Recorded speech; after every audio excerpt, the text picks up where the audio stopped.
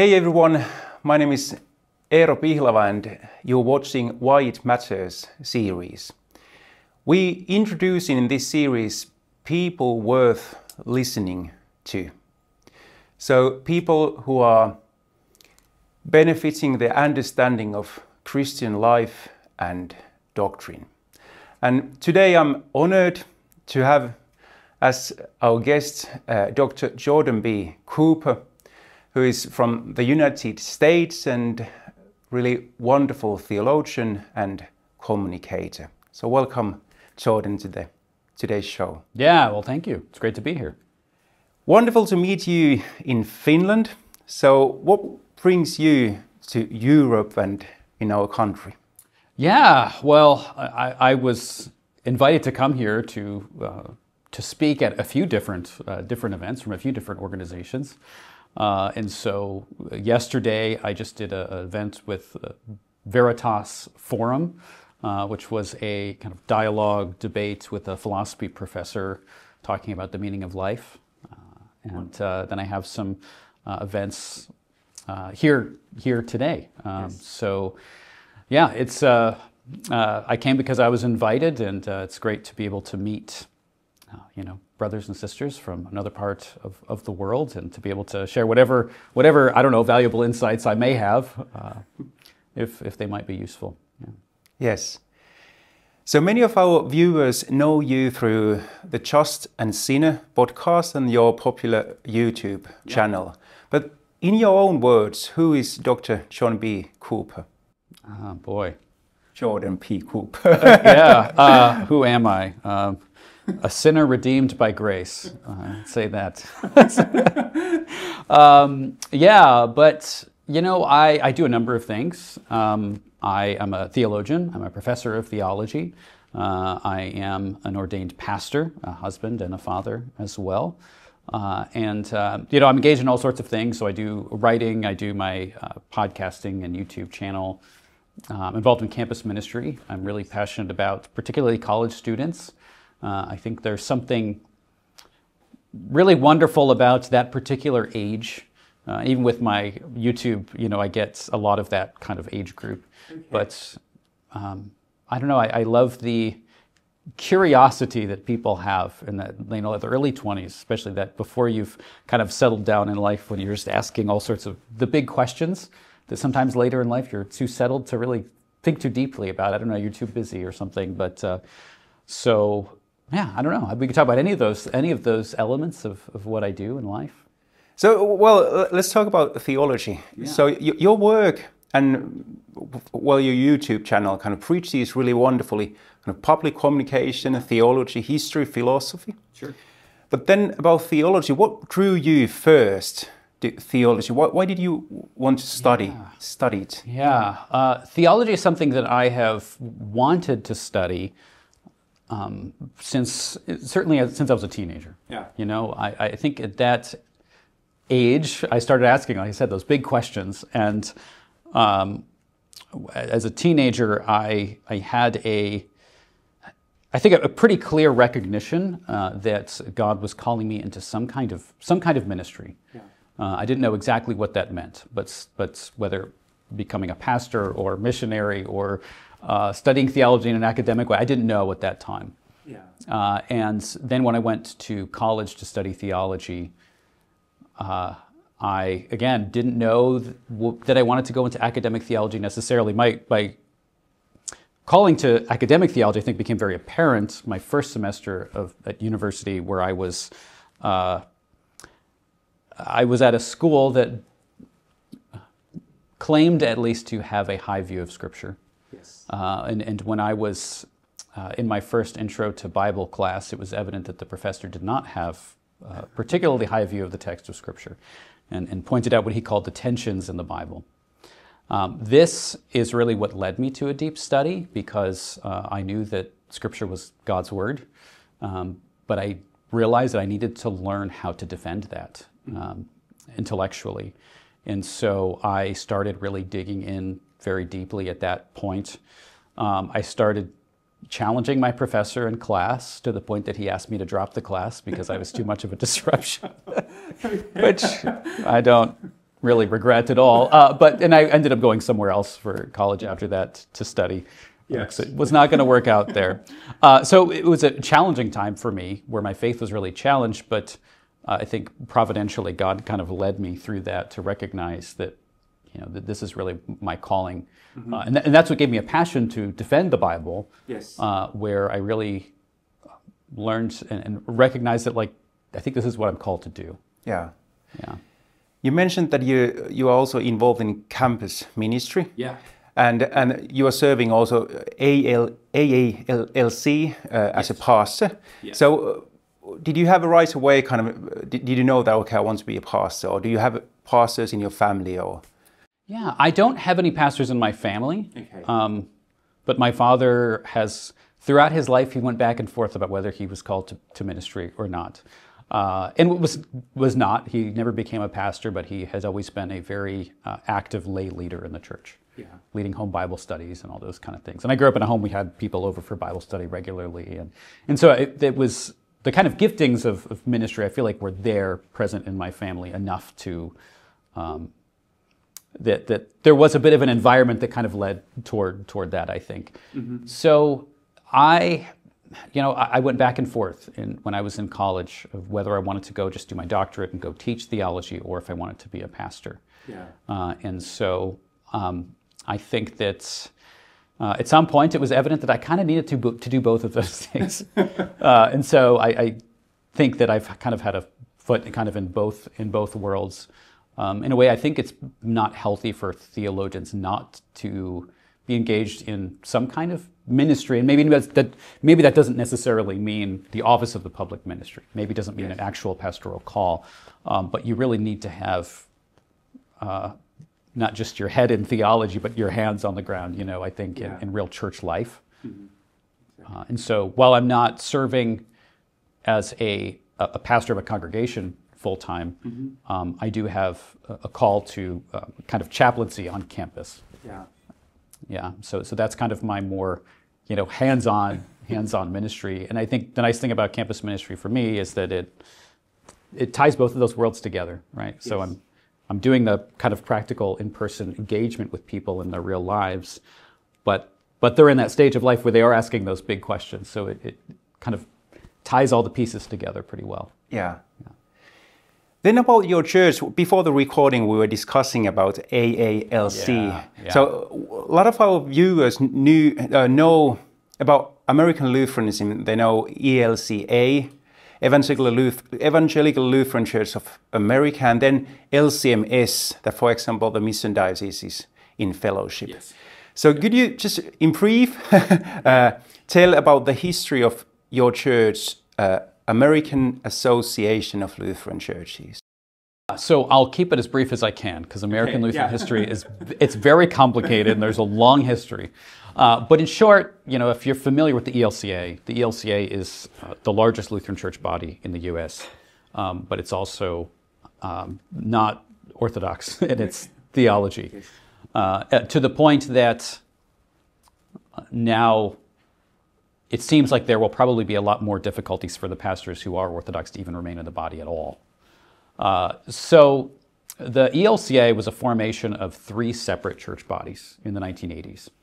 And this was part of a desire to create this kind of universal, singular Lutheran church in the United States. One of the bodies that was part of that founding of the ELCA was a group known as the ALC, the American Lutheran Church. Yeah.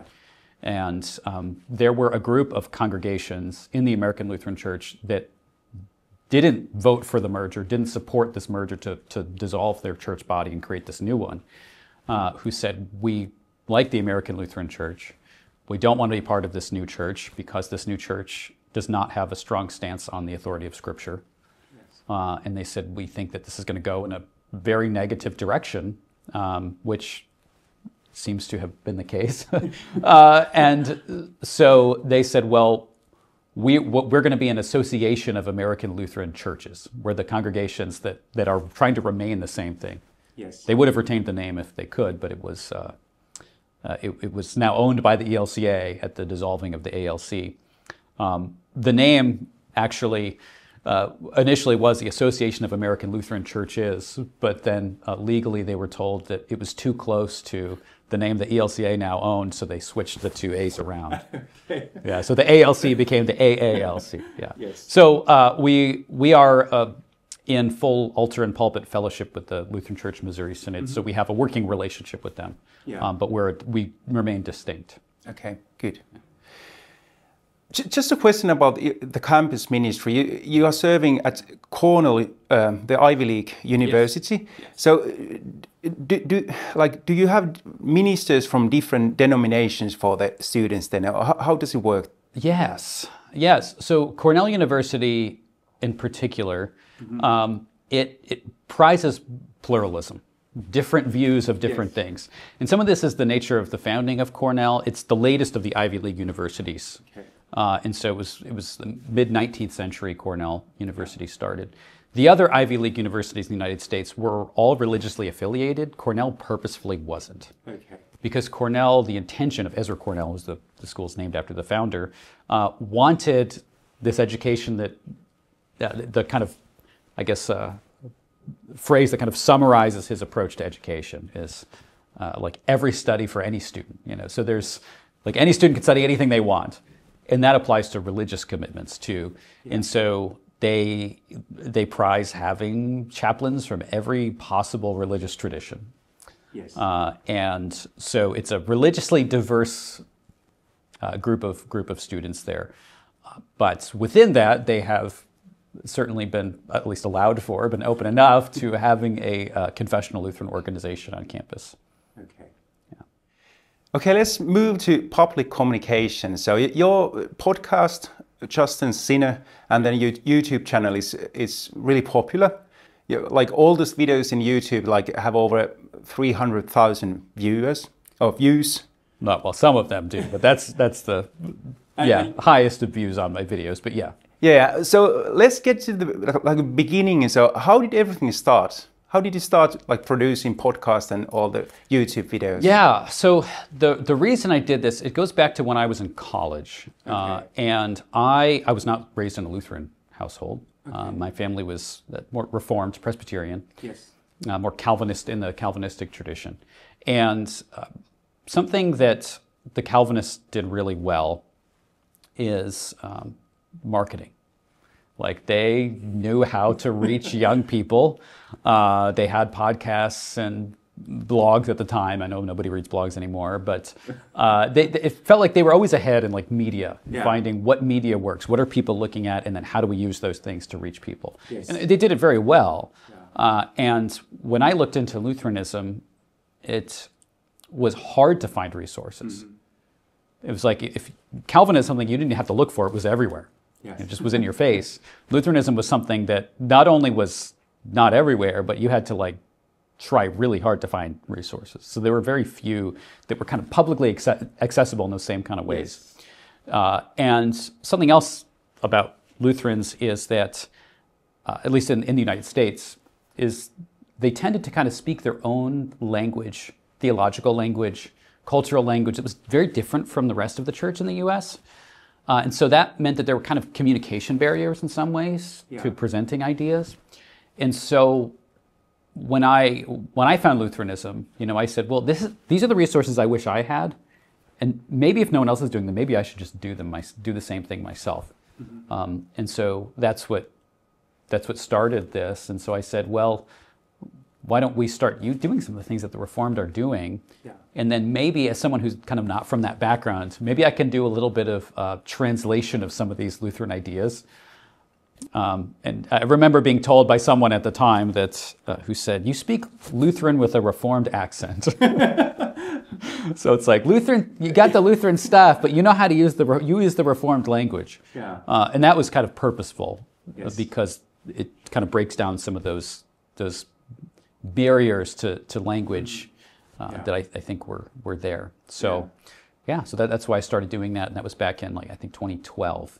Yes. Well, you have in your YouTube channel you have almost 900 videos, and we counted with Matti that that makes it kind of almost 2 videos per week that you are producing. Yeah. So could you just tell a bit about your kind of creative routine. How do you go about and how do you manage to do that? Because it's not easy job. It's not easy. It's a lot to do, and I probably take on too much, honestly. But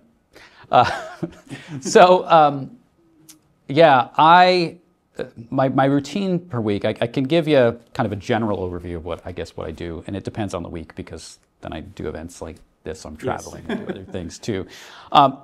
Something that I've always wanted to do with my podcast since I started. It used to be just audio, and then it really moved to video. Now then I started prioritizing video because that's where everybody was going.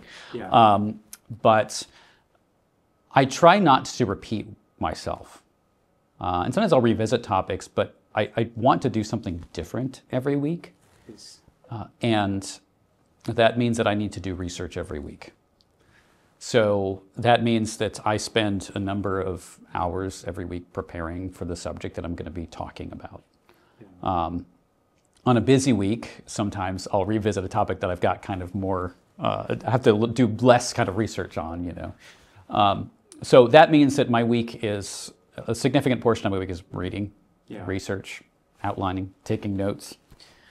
And so I'll spend, I've had different routines throughout the years, and I'm trying to kind of see what's worked best. So right now I have more work done like a daily schedule where like my day is structured in a certain way that every day in the week is I devote this much time to research and PowerPoints or doing outlines for talks. I spend this much time reading. I spend this much time recording or whatever. And recording obviously happens on the same day, but and then I do devote one day a week to writing. Okay. Because I do a lot of writing projects. Yes. And so what I've found is that if I'm writing if I was going to schedule in a day, say I'll take this hour to write every day, I'm much less productive because like when you're getting into writing, it takes a while to kind of get in that writing mode, right? Get in the right headspace. So in terms of just scheduling my week, one day of the week, I just don't look at any emails. I don't do anything else. I just write. Yes. Shut everything else off. Well, I'll ask a few questions about your writing as well and your research, but still about the kind of video producing. Like during the years you've been doing videos for 9 years, 8-9 years? Yeah, something like that. Something like that. So how has the kind of content evolved like during the years? How has my content evolved? Yeah. I think initially... Or maybe audience as well. Yeah, sure. When I started doing it, it wasn't primarily what I was doing, right? It was audio podcasts. Yes. And so I started doing some supplements that were videos, and those were short videos. And they were just kind of, when I was like, oh, there's something I kind of want to address, but I don't know if I want to take a whole hour talking about it. Yeah. So I'll stick something up on YouTube to talk about it. So that was what I had initially done. So those early videos are pretty short. And I didn't even have like a camera. I used like my webcam. It was pretty bad quality. But I had my podcasting mic. Yes. So like the audio wasn't terrible. But so I started doing that. And then I decided to do some podcasts as live stream videos because people had requested to do live streaming. And that way I could take questions live while I was doing the podcast. So I did that a couple times. There was a good response to it. Then I started doing occasional live recordings, video recordings of the podcast when it was a topic that I thought maybe a broader audience would want. The nice thing about YouTube is that unlike podcasts, people just find things organically. Yeah. Like if you're not going to just run across Lutheran theology on your podcast feed unless you look for it, right? Exactly. But on YouTube, like you just kind of run into it. So I think the more I saw that, and then the more I saw YouTube itself started prioritizing long form content over shorter content, I started to realize like, I think maybe just moving things over here actually is going to be a better just strategy in terms of reach. Yeah. And so then I started moving things over. Then my content on YouTube was almost entirely really long form videos, but then people were like, we want smaller videos because sometimes I have a question and look it up on YouTube and I don't have time to watch an hour-long video, but I'd like something more concise. So from there, I've said, well, I want to diversify, I guess, my content. So I try to do every week a long form video and then a short video. And so the short video is, there are two different ways of doing that. Sometimes it's just like a clip from a longer video. And I do that when I have a topic that I'm like, I know I addressed this topic and people will be searching that topic, but I know they're not going to watch the whole thing. You know, some people aren't going to want to watch, and I understand, not everybody wants to sit for an hour and watch something, or most people don't sit and watch, they listen to it while they're doing something else. But so I do that, but then I also do some other like series and videos that are just like quick addressing a question, or these kind of shorter series, introductory series as well. Yes. So what about your audience? Like in Finland, of course, like around the Europe, States as well, like you see the trend that, okay, young men sitting at church pews more than before. Yeah. But do you see that in your audience, that you, like what is the, how do you say, demographic? Yeah. So the nice thing about YouTube is like they give you really clear demographics, so it's really easy to trace that stuff. Unlike a podcast, you don't really know who the people are. So my audience is almost entirely male. So it's like over 80, it's like 85% male. Okay. But there are some women who listen or watch too. For whatever reason, that's just the case. Yes. So it's mostly male, and the majority of my audience is under 40. Okay. Yes. And that's not like it's not like 90% are in that category, but a significant percentage. And so the age group that watches the most is between like 18 and 30. Yeah. And so I think I'm seeing, yes, the same trend that everybody seems to be seeing throughout the Western world, at least, is young men are at a time of crisis. There's a crisis of meaning. Yeah. There's a crisis of finding out like what matters in life. And so people are looking for answers. Mm-hmm. And this is a great opportunity for the church to be able to communicate with young men and say, we don't just ask questions, but we actually have answers to your questions. Yeah. And so I have seen that in my audience, but I've also seen it in real life. Like I've seen it in churches. And so I visit congregations throughout the United States because I travel for speaking gigs. And when I do that, when I attend a Lutheran parish, whether it's an AALC or a Missouri Synod parish, I almost always encounter a young man or multiple, and sometimes they bring a family with them too, or a girlfriend with them,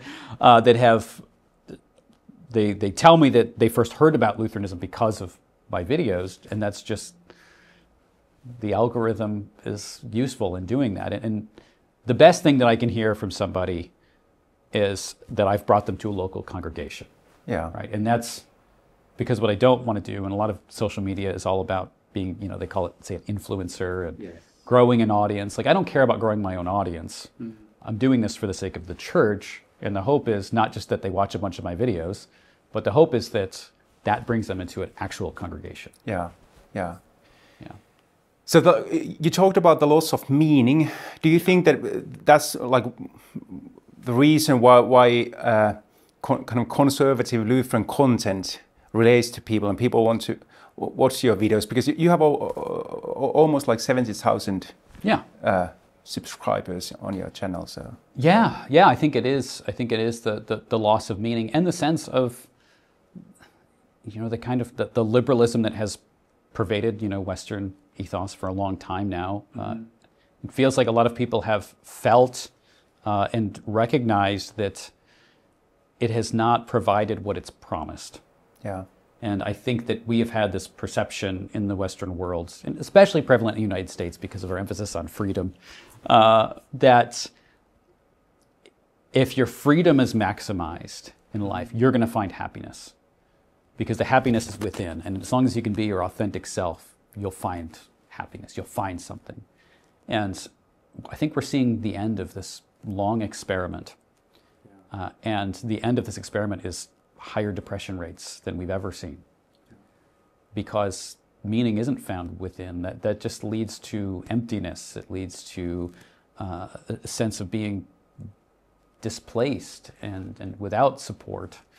And so I think the reason people are looking for all sorts of things. I mean, you've seen the growth in like people trying to rediscover Stoic philosophy, you know, like, but people are looking for answers because they're recognizing that this experiment has ended as a failure, really. Yeah. And that happiness and I don't just mean happiness in the sense of like having a nice feeling, but I mean in a real sense, like happiness is a like actual contentment in life.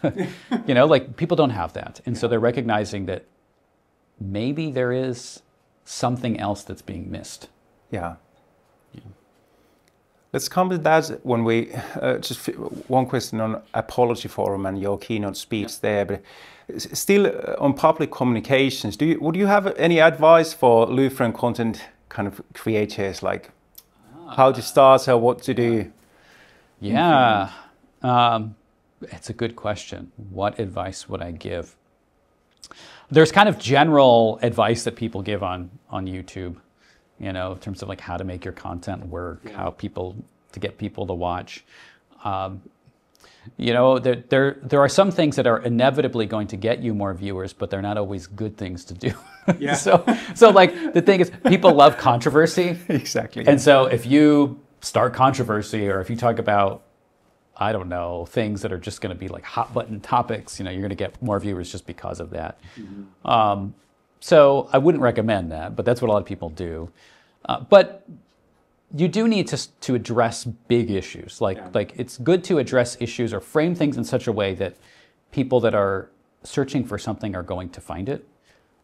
And so, you know, ask the big questions and make it clear. If you're doing content, put those big questions on your thumbnail, you know, but it also depends on what audience you're looking for too. So like something with YouTube is you need to determine your audience. Who are you trying to reach, and then kind of cater specifically to that audience, because if you don't have an idea of the particulars and you try to do things too broadly, then you're not really going to hit anybody. So you've got to have a clear target, right? So if you're like, we want to reach, say, those who maybe are interested in Christianity but aren't really in a church or are just exploring, you're probably going to have some different things you want to focus on. And there's where you want to do the big questions, as I said, like kind of the big topics of meaning in life and that kind of thing.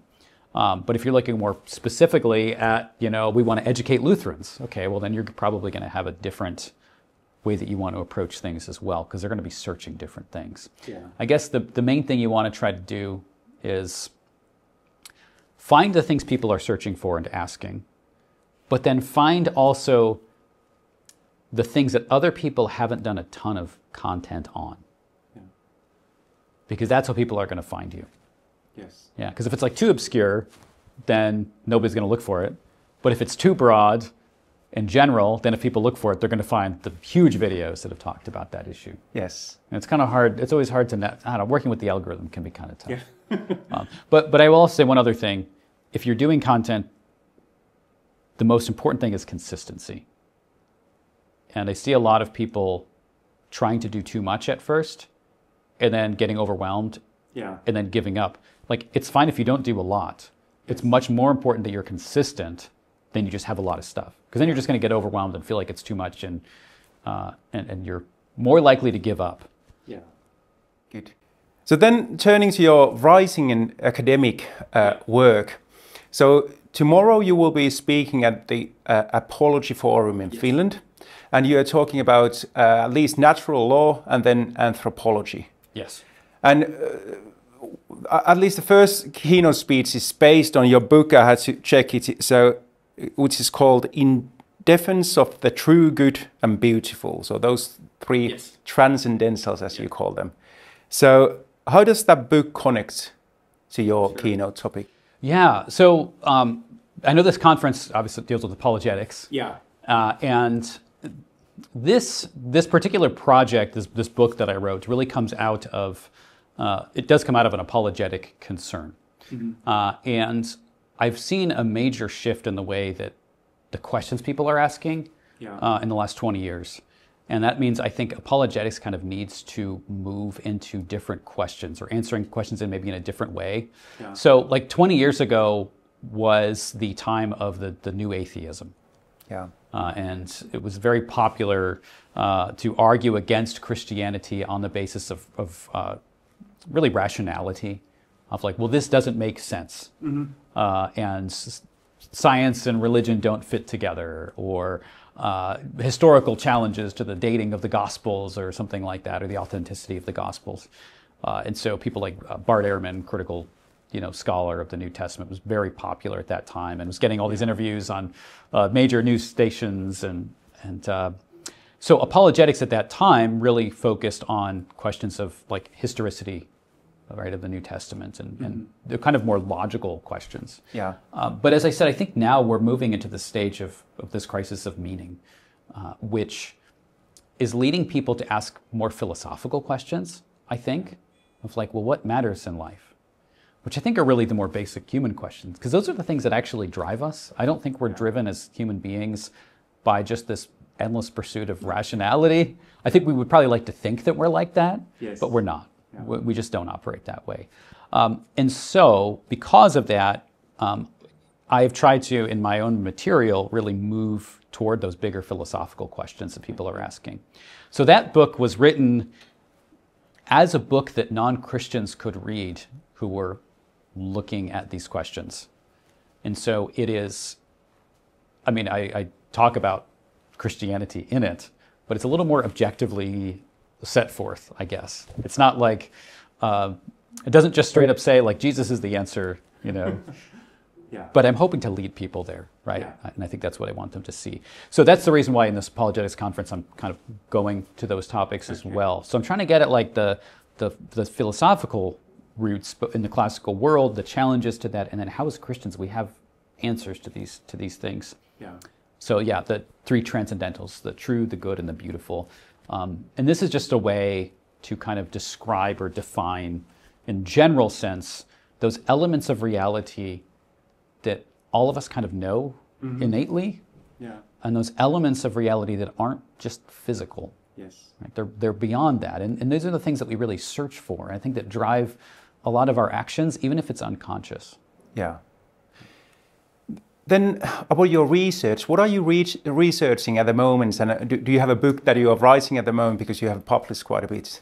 Oh boy. The problem is I have too many projects at once.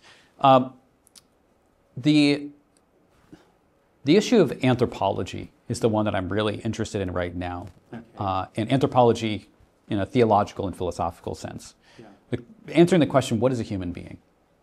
Because I think that's the driving area of not just question, but in some ways the wrong answers to that question are driving a lot of the problems we're facing in the West. And you see this throughout the academy. Is that within the Western academy, there has been, really since the 19th century, a move away from believing that human beings actually exist. Like actually exist as like an actual essence of a thing that can be clearly defined. Yeah. And so you see this move toward understanding human beings as purely social, like we're the product of our social relations or something. Which leads to all sorts of weird ideas about who you are as a human being.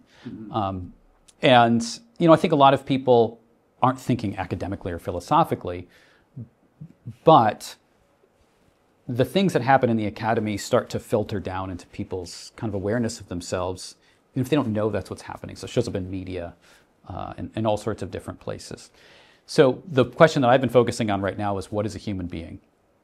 Because I think that's an essential one. And it's one that, as I look at the history of the Lutheran tradition, we haven't developed as much as we should. And I think the reason that we haven't developed it as much is because when you're reading the great theologians of the 16th and 17th century, it wasn't that much of a question, because people knew that, like, there was a general agreement that everybody had of what a human being was. Yeah. Yeah. And now we've had these challenges to the most basic elements of our existence.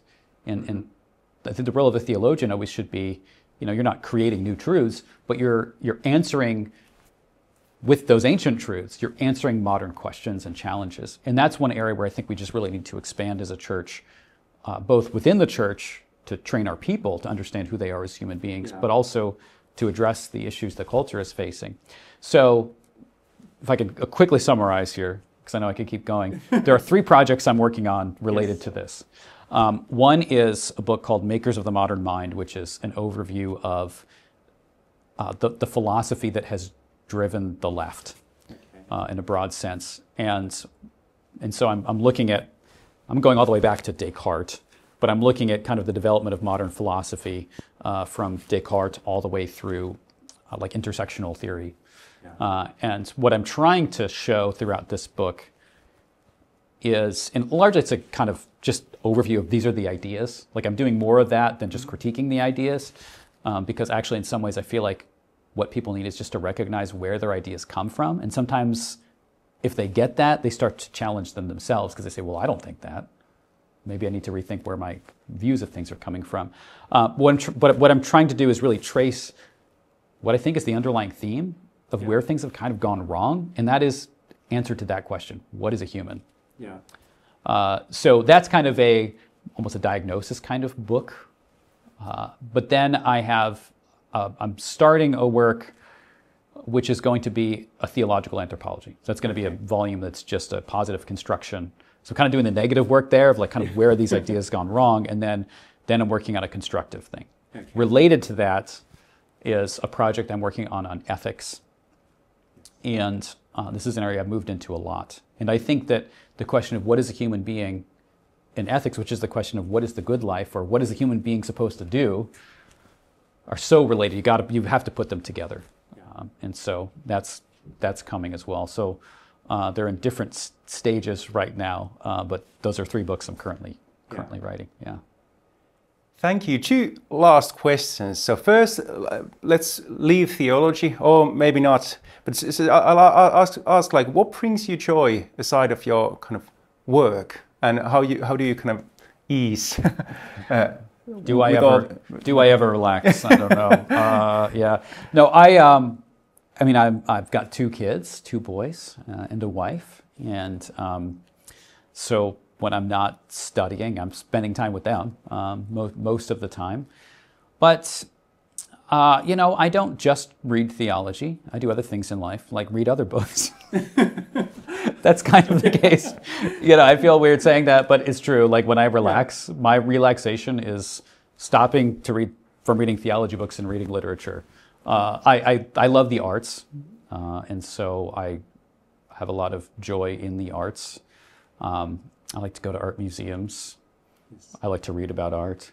I love music, but I don't perform music myself. Okay. But I love hearing music, so I like going to the opera. Yeah. Which unfortunately our local opera company just closed from lack of funding. But that is something that I love to do. Yeah. Yeah.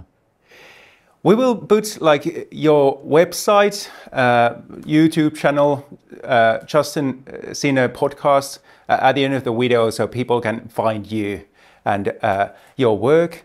But then at last I will ask for our viewers, like, could you leave just one thought or give one thought or encouragement about following Christ today, and what would that be? Yeah, sure.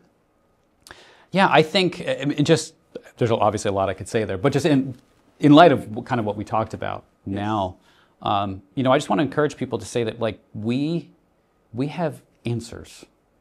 God doesn't just leave us with a bunch of questions that remain unanswered. Of course, there are questions that we can't answer, and there's kind of a beauty and the mystery of having those things. But the basic questions of life, like we don't have to have worry about those things. God tells us our purpose. Our purpose is in Christ. He tells us of what really matters, right? An eternal destination with Him, in His glory and eternal joy and delight, and we call the beatific vision. Yeah. He gives us clear directionality to our life. I mean, God is gracious enough to tell us His moral will. He gives us His commandments. He doesn't leave us in a state of like having to sort through all of our emotions and inner self to kind of like figure out what am I going to do with my life. Like God just gives us His will. God resolves the problems, those problems of the inner sense of lack, which often comes down to what really is our own sin, and the sense of like, I know that I feel like there's something I'm missing, but it's not within me. I think is often this sense of sin. I saw this in my dialogue last night, where the philosophy professor that I was talking with talked about this idea of perfection, like we strive for perfection. But then he acknowledged in the dialogue that, well, nobody's actually perfect. Yeah. I said, do you sense that? Like, do you get that we know that we're made for perfection, but we don't have it. What does that tell you? And I think it points us to the one who bridges the gap because he is perfection, and that is our Lord Jesus Christ in his life, death, and resurrection. And so, as Christians, I want to just say, like, there is encouragement in the fact that we have these answers, but also we need to recognize that other people are asking the questions that Christ has the answers for. Yeah. And we just need to be prepared to be able to bring those answers, bring them in a way that meets people where they're at, but is clear. Yeah. Dr. Cooper, thank you for your time and for this interview. Thank you. And for your viewers, thank you for watching, and stay tuned. And until next time, Christ be with you all.